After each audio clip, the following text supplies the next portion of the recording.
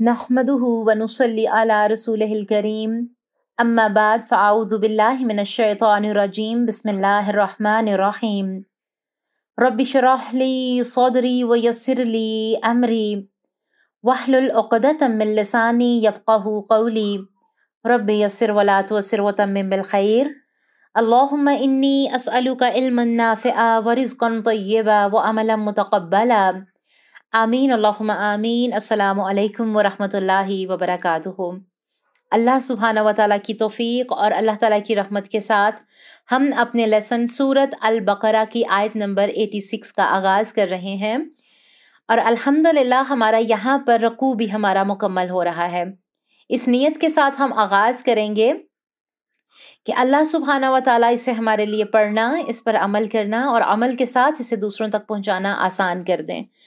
الحمدللہ ثم الحمدللہ، آج کے لیسن کو پڑھنے کے بعد ہم کہہ سکتے ہیں کہ الحمدللہ ہم نے غور و فکر اور تزکیہ کے ساتھ ہم نے اپنے 10 رکوع مکمل کیے سورۃ البقرہ کے، اور 10ویں رکوع کی آج یہ لاسٹ آیا ہے کہ جس پہ ہم غور و فکر کریں گے، اور بہت ہی غور و فکر والی یہ آیت ہے۔ کیوں؟ وہ جیسے ہم پڑھیں گے تو پھر ہم دیکھیں گے کہ اللہ سبحانہ و تعالیٰ ہمیں یہاں پر بتا رہے ہیں کہ وہ لوگ جو دنیا کو خریدتے ہیں، جو دنیا کے پیچھے بھاگتے ہیں، وہ کون سا سودا کر رہے ہیں۔ اگر ہم تجارت کی بھی بات کریں، کیونکہ اس آیت میں آ رہا ہے نا کہ تجارت کے حوالے سے وہ ہم آگے پڑھیں گے، تو تجارت کیا ہے ہم انشاءاللہ دیکھیں گے۔ اور ایک سوال پیدا ہوتا ہے نا، اللہ تعالیٰ ہمیں کہہ رہے ہیں کہ بندہ مومن کیا کرتا ہے، بندہ مومن سوچتا ہے۔ ایک سوالیہ انداز ہے اس میں، جو کہ ہم دیکھیں گے اور جانیں گے کہ کہا کس کو جا رہا ہے، بنی اسرائیل کو، لیکن ہمیں بھی جو جوڑا جا رہا ہے ساتھ میں، ہمارے لیے بھی عمل کا نقطہ ہے کہ who wants to trade cheap، کون ہے جو سستی تجارت کرے گا؟ will you do that؟ ہمارا جواب کیا ہوتا ہے جب کوئی ہم سے پوچھتا ہے؟ ہم بھی کہیں گے of course، our answer would be no، ہم نہیں کرنا چاہتے۔ سستی چیز کسے اچھی لگتی ہے؟ سستی دنیا کی یہاں پر بات ہو رہی ہے کہ جس دنیا کے پیچھے تم اتنا بھاگتے ہو، خود کو خلقان کرتے ہو، یہ اصل میں کیا ہے؟ یہ بہت سستی ہے۔ تو آئیں آیت کو دیکھتے ہیں اس نیت کے ساتھ کہ اللہ تعالیٰ اسے ہمارے لیے پڑھنا، سمجھنا، غور و فکر کرنا آسان کر دیں۔ اس سے پہلے تھوڑا سا تزکیہ، آیت نمبر 85 میں ہم نے کیا پڑھا تھا؟ آیت نمبر 85 میں اللہ سبحانہ و تعالیٰ نے ہمیں بتایا تھا کہ پھر تو وہ لوگ ہو، یعنی کن کو کہا گیا؟ یہودیوں کو، کہ وہ آپس میں یعنی کہ قتل کرتے ہو، اپنوں کو گھروں سے بھی نکالتے ہو، گناہ اور زیادتی میں بھی یعنی کہ ایک دوسرے کے خلاف مدد کرتے ہو، اور جو تمہارے پاس قید ہو کر آتے ہیں پھر ان کے فدیے بھی دیتے ہو، حالانکہ انہیں نکالنا بھی تم پر حرام تھا۔ وہاں پر ہم نے غور و فکر کیا تھا۔ پھر سب سے زیادہ جو غور و فکر والی بات تھی وہ کیا تھی کہ تم کچھ حصے پر تو ایمان لاتے ہو اپنی کتاب کے، لیکن کچھ حصے سے کفر کرتے ہو۔ اس پہ ہم نے غور و فکر کیا تھا کہ ہم بھی اپنے قرآن کے ساتھ کیا کرتے ہیں۔ پھر تھا کہ دنیا کی زندگی میں رسوائی یعنی کہ جو ہے وہ بھی انہیں ملے گی، لیکن قیامت کے دن سخت ترین عذاب بھی ہوگا۔ کس کی وجہ سے؟ ان کے ان عمل کی وجہ سے جو وہ کرتے ہیں۔ اور جس پر ہم نے مزید غور و فکر کیا تھا وہ کیا تھا کہ وَمَا اللَّهُ بِغَافِلٍ عَمَّا تَعْمَلُونَ، کہ ایک شعور بیدار کرنے والی کی بات تھی کہ تم جو کچھ بھی کرتے ہو سب کچھ اللہ سبحانہ و تعالیٰ کی نظر میں ہے۔ اب ایسا کرنا کیوں ہے؟ اب اس آیت کے ربط کے ساتھ دیکھتے ہیں تاکہ سمجھنے میں آسانی ہو۔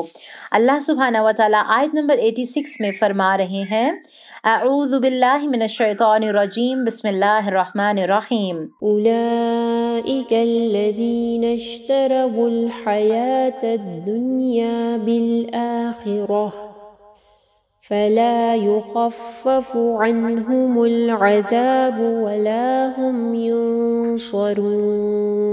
ترجمہ دیکھ لیں، یہ وہ لوگ ہیں جنہوں نے آخرت کے بدلے دنیا کی زندگی خرید لی، سو نہ ان کے عذاب میں کمی کی جائے گی اور نہ ہی وہ مدد دیے جائیں گے۔ اولئک الذین، یہ کیا ہے کہ یہ وہ لوگ ہیں جنہوں نے آخرت کے بدلے دنیا خریدی۔ یہاں سے کیا مراد ہے کہ آخرت بیچ کر دنیا خریدنا؟ تو نمبر 1، انسان دنیا کے فائدوں کی خاطر آخرت کو داؤ پر لگا دے چند فائدوں کے لیے۔ پھر نمبر 2، انسان آخرت کے لیے نہیں دنیا کے لیے اپنا سب کچھ لگا دے۔ پھر کیا کہ یہود نے آخرت کے مقابلے میں دنیا کو ترجیح دی تھی۔ انہوں نے اللہ تعالیٰ کے احکامات پر عمل کرنا ترک کر کے اپنی خواہشات کا دین اپنایا تھا۔ یہی آخرت کو بیچنا اور دنیا کو خریدنا ہے۔ پھر نمبر 4، انہوں نے دنیا کے قلیل اور آخرت کے کثیر پر ترجیح دی، یعنی دنیا کو اہمیت دی اور آخرت کو بہت کم جانا۔ یہ بہت بڑی بات ہے غور و فکر کی ہمارے لیے کہ ہم بھی کہیں دنیا کو ہی تو نہیں کمانے میں لگے ہوئے۔ کیا ہمارے اعمال میں ایسے عمل ہیں جو کہ روز قیامت جو ہیں ہمارے لیے اللہ تعالیٰ کی رضا کا باعث بنے، یا پھر ہم موقع کی مناسبت سے نیکیاں کرتے ہیں؟ نیکیاں تو تب جانی جاتی ہیں جب حالات مشکل ہوں، جب نیندیں قربان کرنی پڑیں، جب سخت آزمائشیں ہوں، اور تب بھی انسان کے منہ سے کیا ہو، الحمدللہ جیسے الفاظ ہوں۔ بہت غور و فکر والی آیت ہے، اس پہ آگے جا کے محاسبہ کرتے ہیں۔ پھر اللہ تعالیٰ نے کہا سو نہ ان کے عذاب میں کمی کی جائے گی اور نہ ہی وہ مدد دیے جائیں گے۔ کیوں؟ کیونکہ انہوں نے دنیا کو ترجیح دی ہے۔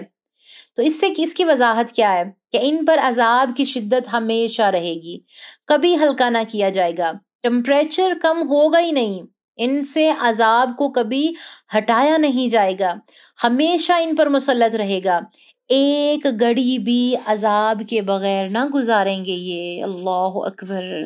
اس آیت کو پڑھتے ہوئے ہمیں ڈر نہیں لگتا؟ یہاں پر کس چیز کی بات ہو رہی ہے؟ سستی دنیا کی بات۔ سستی چیز، سستی دنیا لوگ جلدی خرید لیتے ہیں۔ عذاب ہلکا نہیں ہوگا یعنی ٹمپریچر ہلکا نہیں ہوگا، کم نہیں ہوگا، یہ اللہ تعالیٰ کہہ رہے ہیں۔ اور دوسرا، لمبے عرصے تک رہے گا۔ وہاں پر کسی امام کی، کسی پیر کی مدد نہیں ملے گی، دنیا بھی جائے گی اور آخرت بھی جائے گی۔ ان آیتوں پر غور کریں، کتنے صاف اور واضح احکامات ہیں۔ اب آپ کو تو یہ یہود کی کہانی لگ رہی ہے، لیکن غور و فکر کریں تو ایسا لگ رہا ہے جیسے ہماری بات ہو رہی ہو، کیونکہ قرآن ایک زندہ کتاب ہے، اس پر غور و فکر کرنے والے فلاح پا جاتے ہیں۔ اللہ نے دین ایک مکمل شکل میں دیا ہے، ہمیں اس پر مکمل عمل کرنا ہے۔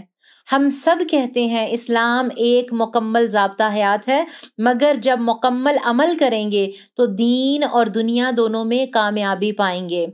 اس کی مثال نبی صلی اللہ علیہ وآلہ وسلم کا دور ہے۔ پھر حضرت عمر رضی اللہ تعالیٰ عنہما کا دور یاد کریں کہ کیسے اسلام نے ترقی کی۔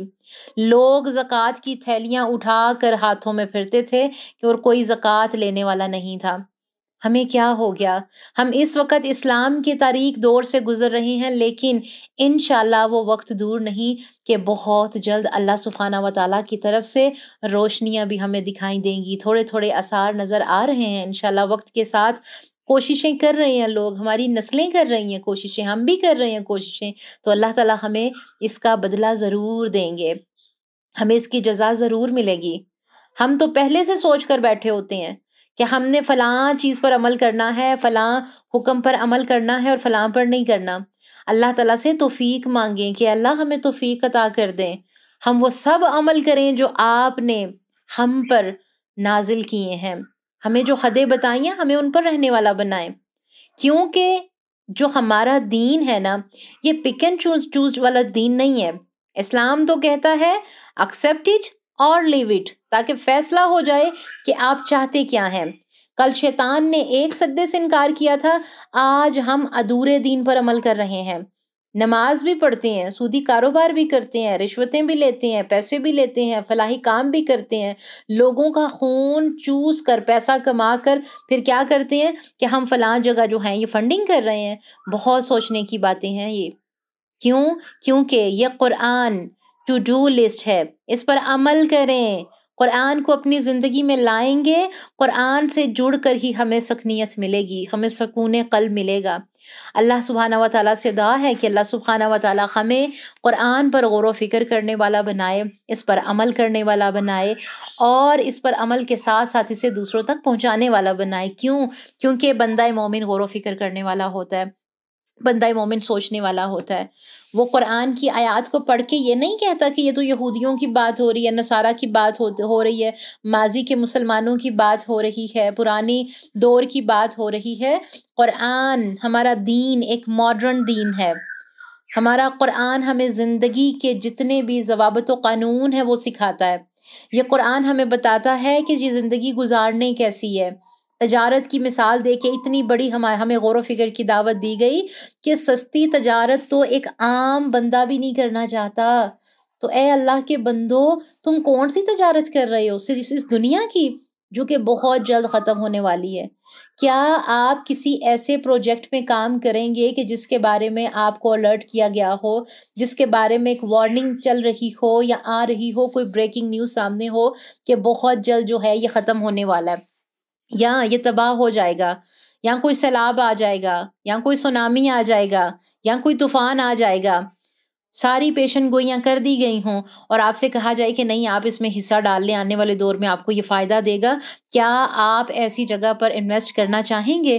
قطعاً نہیں. کیا آپ ایسی جگہ کوئی تجارت کا کام کرنا چاہیں گے؟ قطعاً بھی نہیں. آپ نہیں مانیں گے. آپ کا جواب کیا ہوگا؟ وڈ بی نو. نہیں کریں گے آپ نہیں کہیں گے کہ نہیں میں اس میں تھوڑا سا رسک بھی لے لوں. کیوں؟ اتنی ساری نیوز آپ کے سامنے ہوں گی. تو آپ ایسے میں کیا گھاٹے کا سودا کریں گے؟ تو بندہ مومن گھاٹے کے سودے نہیں کرتا.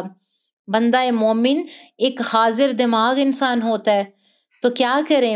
اپنے اللہ تعالیٰ پر نظریں لگائیں، اپنے اللہ سبحانہ و تعالیٰ کے دین کے کاموں میں، فلاح کے کاموں میں، علم کے لحاظ سے آگے بڑھنے میں ہر وہ علم حاصل کریں قرآن و سنت کے ساتھ جڑ کر، اپنے قرآن کو تھام کر، کہ جس کی وجہ سے ہماری نسلیں انشاءاللہ کامیابیوں کے دہانوں پر ہوں گی انشاءاللہ. رکوع نمبر 10 میں ہم نے کیا سیکھا؟ اس کا موضوع تھا دوسروں کو نصیحت اور خود کا عمل.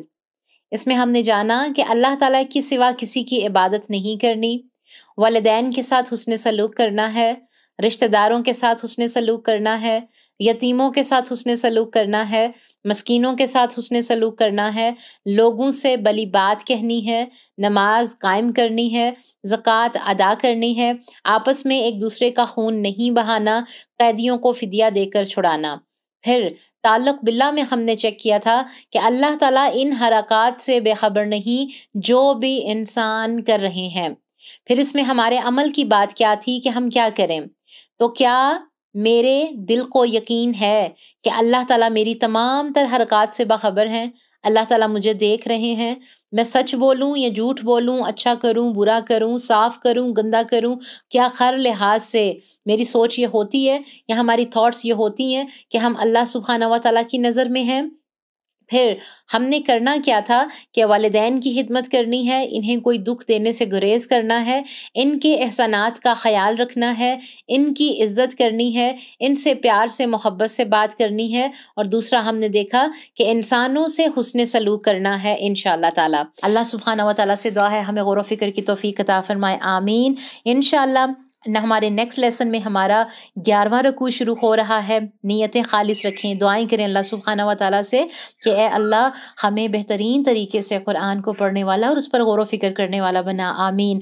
جزاک اللہ خیرا کثیر. ربنا تقبل منا انک انت السمیع العلیم وتب علینا انک انت التواب الرحیم. سبحان ربک رب العزۃ عما یصفون وسلام علی المرسلین والحمد للہ رب العالمین. السلام علیکم ورحمۃ اللہ وبرکاتہ.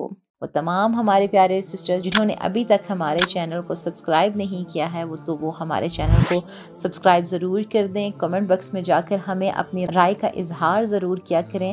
اس سے کیا ہوتا ہے کہ ہماری پیچھے جتنی بھی ٹیم ہوتی ہے اس کو بہت خوشی ہوتی ہے، کام کرنے میں آسانی ہوتی ہے، اور اس سے ہم خود بھی موٹیویٹ ہوتے ہیں کام کو لے کے، چیزوں کو لے کے. اللہ تعالیٰ آپ سب کو جزائے خیر عطا فرمائے، آمین.